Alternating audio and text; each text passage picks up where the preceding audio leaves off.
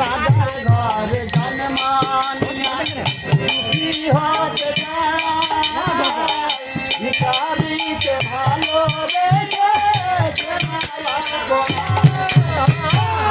রাজার ঘরে জন্মানিয়া সুখী হতে চায়, ভিখারিকে ভালোবেসে সে মালা পরায়।